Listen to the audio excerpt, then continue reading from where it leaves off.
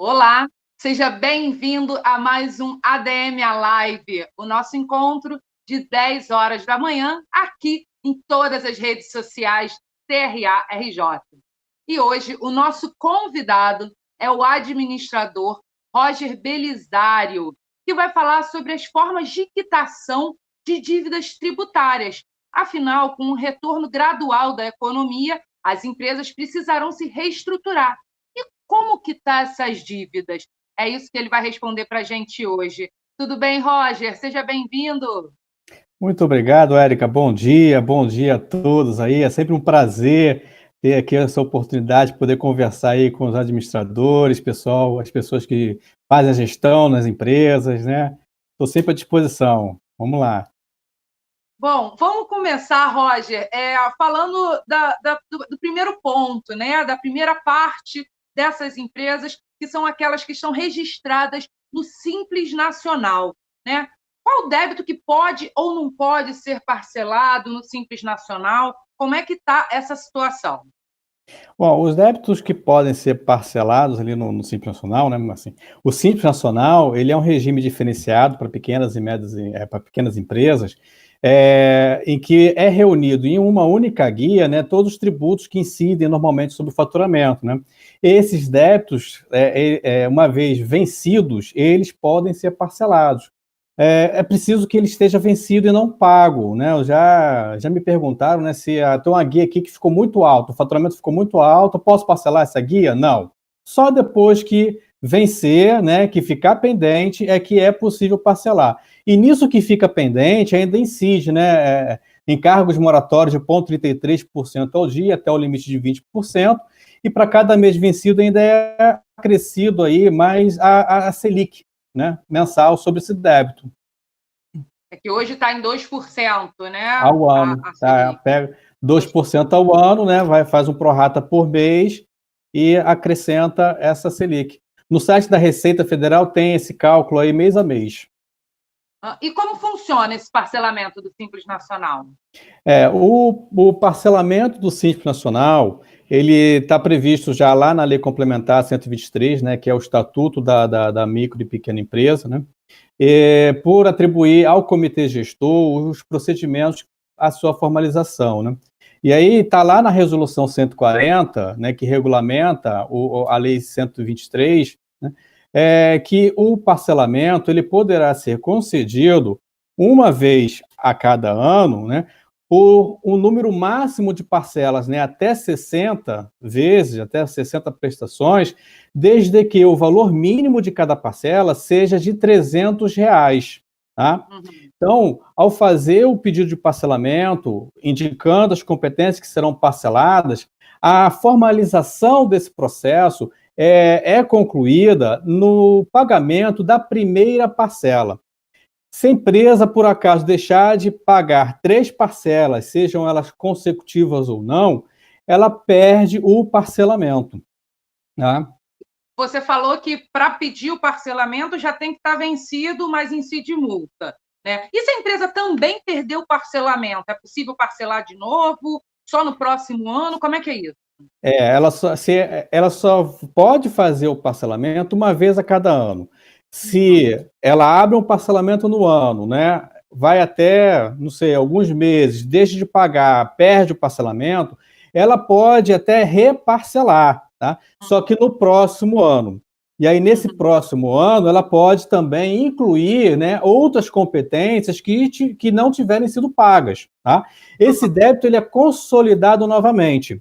Se for a primeira vez que a empresa estiver reparcelando esse débito, o valor da primeira parcela, para formalizar o processo, vai corresponder a 10% desse débito consolidado. Agora, se for uma segunda vez ou mais que ela estiver reparcelando, essa primeira parcela vai corresponder a 20% do débito. E, assim, tentou parcelar, tentou reparcelar e não conseguiu. Está inadimplente com a Receita Federal. O que acontece? Bom, o que acontece é que a Receita Federal pode pegar esse débito, né, e encaminhar para inscrição em dívida ativa, tá? Quando o débito ele é inscrito em dívida ativa, significa que a Receita Federal ela esgotou os mecanismos de cobrança dela no ambiente administrativo. É como se fosse aquele setor, departamento de cobrança que a empresa tem, né? Depois que esgota as possibilidades de obter o pagamento do cliente, a empresa pega esse débito, né, do cliente e manda para o advogado cobrar na justiça, né? No caso dos tributos, né, o advogado da Receita Federal é a Procuradoria-Geral da Fazenda Nacional. É ela quem administra esses débitos e prepara para uma possível execução fiscal. E, bom, está inadimplente, foi para a dívida ativa e a empresa ainda está enforcada. É possível parcelar o débito na dívida ativa? Sim, também é possível parcelar o débito na dívida ativa, tá? Vai seguir praticamente os mesmos ritos como se estivesse sendo parcelado lá na Receita Federal. A diferença é que serão acrescidos aí os honorários da Procuradoria, tá? Se for só pela inscrição do débito na dívida ativa, esses honorários são fixados em 10%. E se tiver sido ajuizado, né, ou seja, se a empresa tiver entrado em execução fiscal, né, sendo cobrada judicialmente, os honorários passam a ser de 20%. Tá? Do valor total da dívida, né? Do valor total da dívida, mas é isso aí, do valor total da dívida. Só que nesse ano a gente tem até uma novidade, Érica, que foi instituída a transação, que oferece mais uma oportunidade aí de parcelamento. E o que é essa transação? A transação, né, no meio jurídico, né, é uma forma, né, de extinção de obrigações entre pelo menos duas partes, mediante concessões recíprocas, né?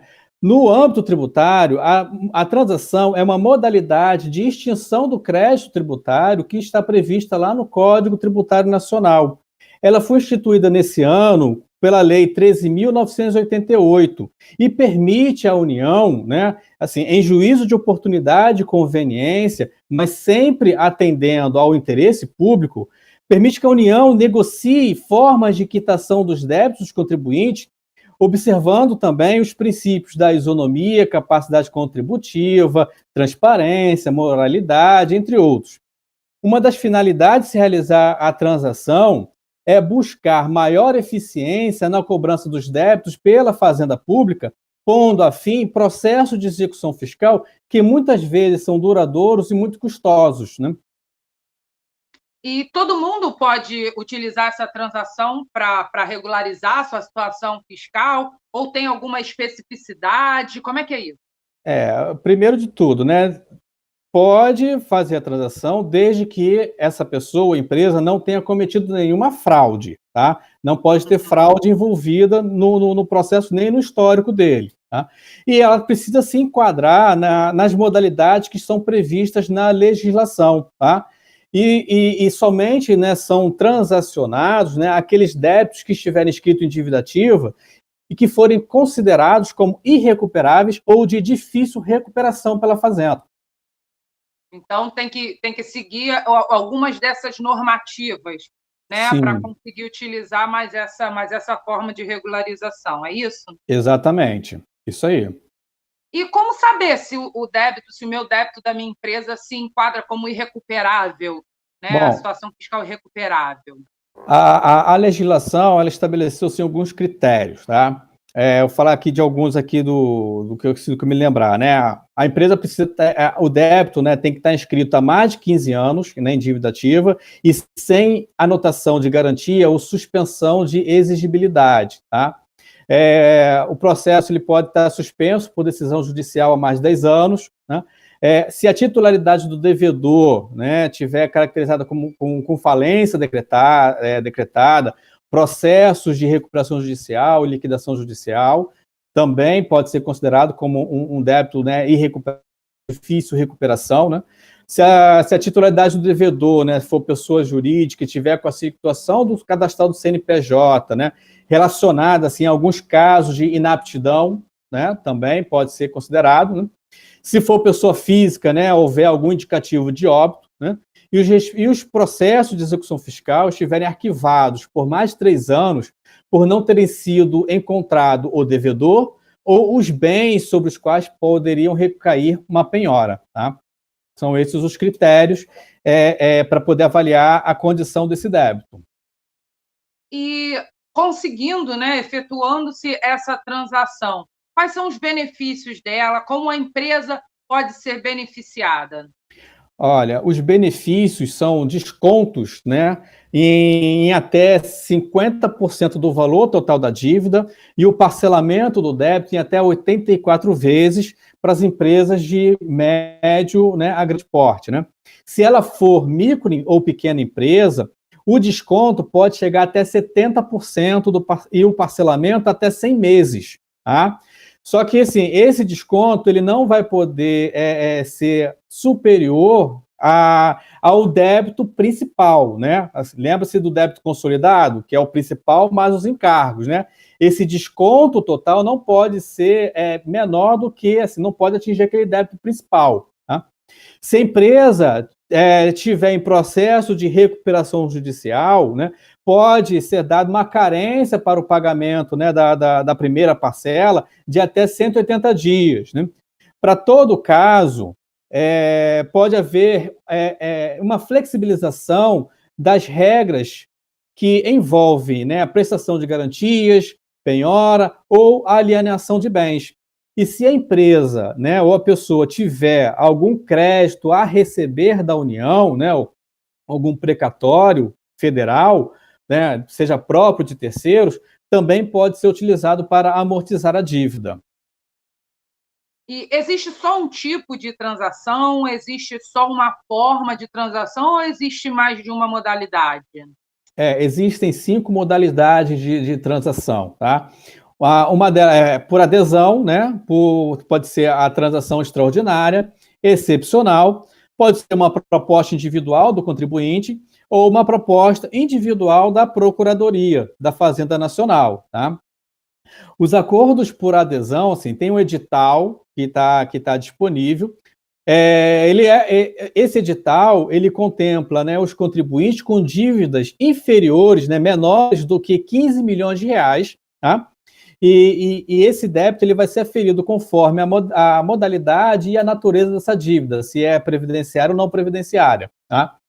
A transação extraordinária, essa modalidade permite que a entrada, né, seja correspondente a 1% do valor total das inscrições do débito, né, que estiver em dívida ativa, né, que for selecionada, e que você pode pagar esse 1%, né, de entrada em até 3 meses. E aí divide-se o saldo em até 81 prestações, observando o valor mínimo da prestação, da parcela, de R$500. Tá? Se porventura o débito for previdenciário, o prazo máximo a ser concedido é de 60 meses, né, no parcelamento. Se a empresa já teve débito parcelado, ela também pode aderir à transação, né, extraordinária, né, só que o valor de entrada, nesse caso, vai ser de 2% do valor total das inscrições selecionadas. A transação excepcional, né, é para dívidas de até 150 milhões de reais. Essa modalidade permite o pagamento da primeira parcela em até 12 meses, tá? E o valor dessa primeira parcela corresponderá a 4% do valor total das inscrições transacionadas. Além disso, né, o saldo ainda poderá ser dividido em até 72 meses, com descontos de até 100%, tá, sobre os valores de multas, juros e encargos. Ou seja, só paga o principal. Né? Uhum. Observando, né, que o máximo, né, não pode, assim, o máximo de desconto não pode ultrapassar 50% do valor total da dívida, né? E também é observada a capacidade de pagamento do contribuinte. Né? O valor da parcela também não pode ser menor do que R$500. Se for micro ou pequena empresa, paga-se a mesma entrada, tá? Mas o saldo ele pode ser dividido em até 133 meses. E o limite do desconto do valor total passa a ser de 70%. Né? Ou seja, os 100% do desconto, né, nos encargos não pode ser maior do que 70% da dívida. E o valor mínimo das parcelas para esse tipo, né, de empresa, para esse porte de empresa, é de R$100. Né?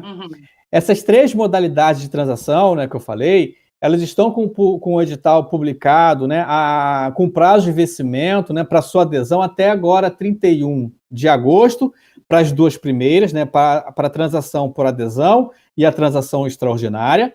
E a transação excepcional, que é onde as micro e pequenas empresas, né, se enquadrariam melhor, o prazo para adesão é até 29 de dezembro deste ano, tá?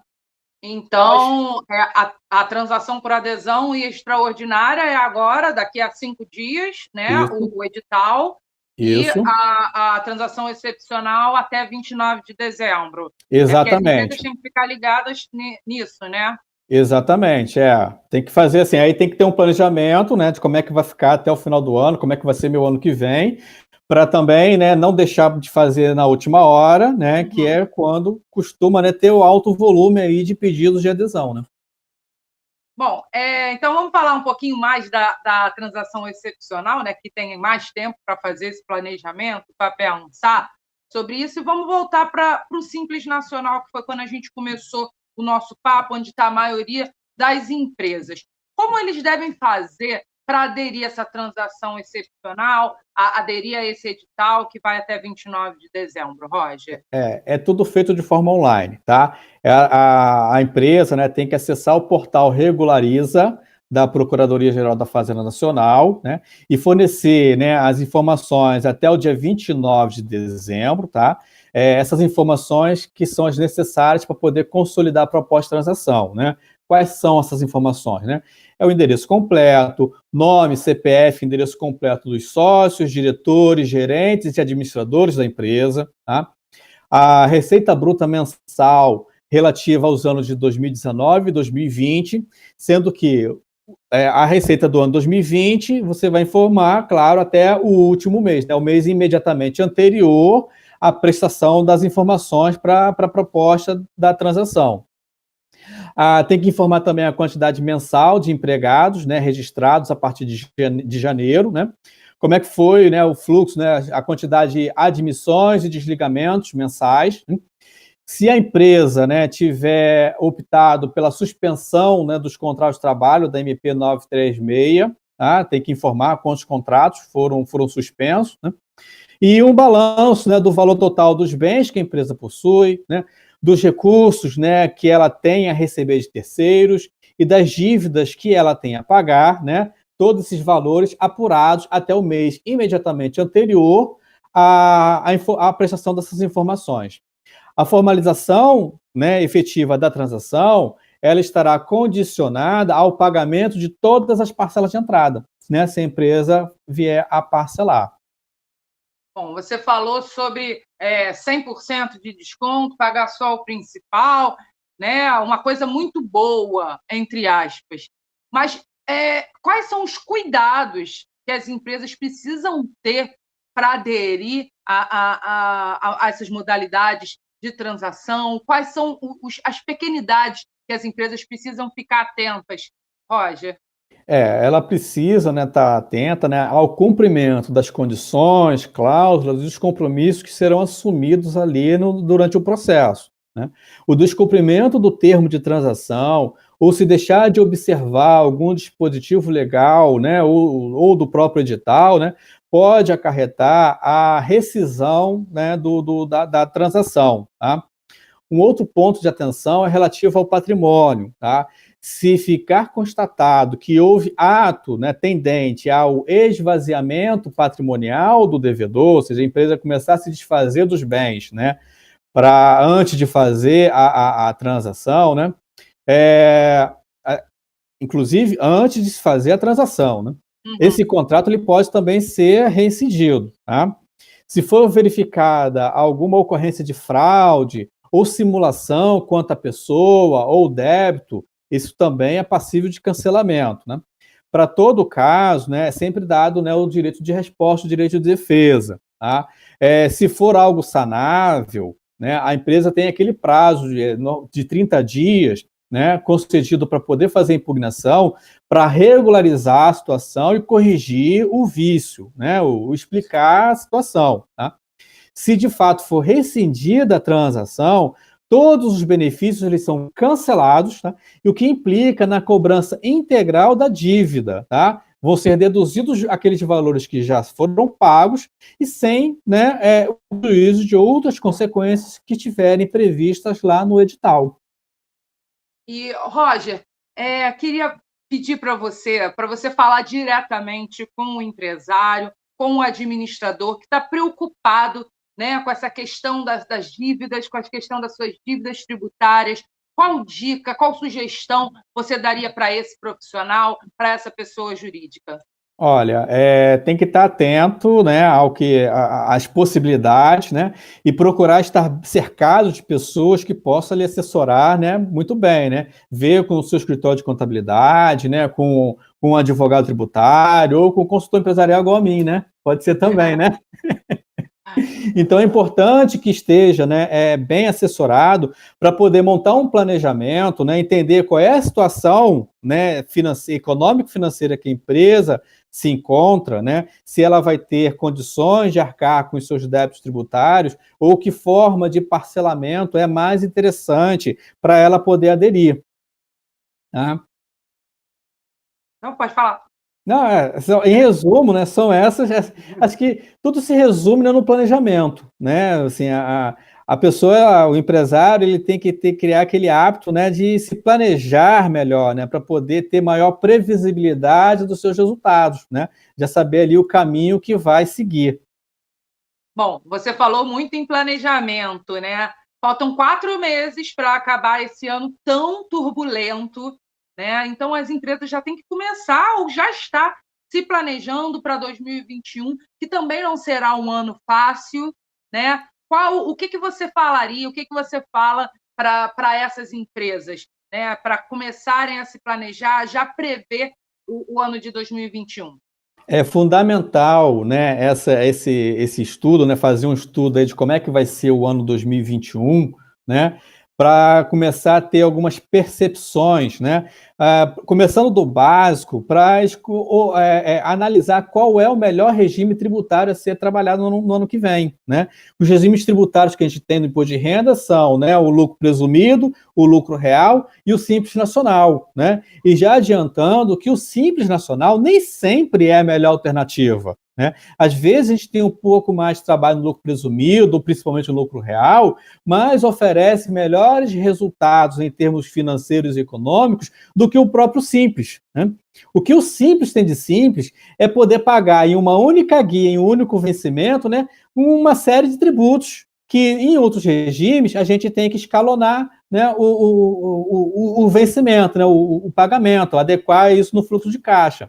Então, é importante que o empresário comece a olhar, né, como é que vai ser o próximo ano, faz uma análise, né, de qual é o índice de conversão que se tem, né, das suas propostas, das vendas que são realizadas, né, e aí começa a estudar cenários que sejam otimistas, pessimistas, mais provável, menos provável, para começar a medir ali qual, na média, né, qual que seria o melhor regime tributário. Isso é o básico de um planejamento tributário ser feito. E a gente recebeu um comentário aqui no Instagram, né, falando que o controle de gestão financeira e orçamentária é imprescindível.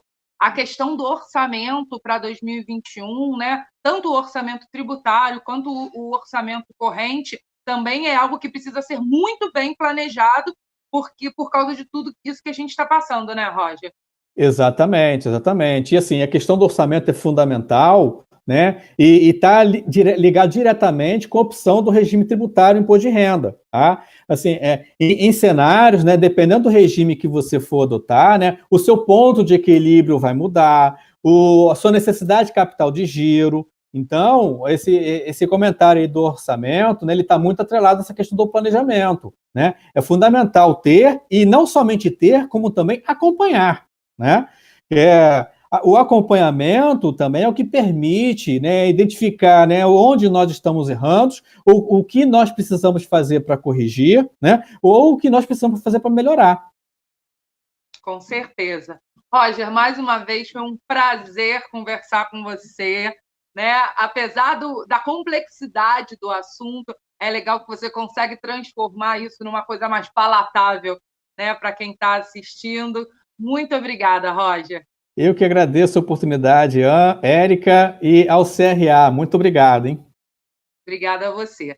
Bom, e você que acompanhou a gente até aqui, já sabe, amanhã, 10 horas da manhã, mais um ADM Live para você.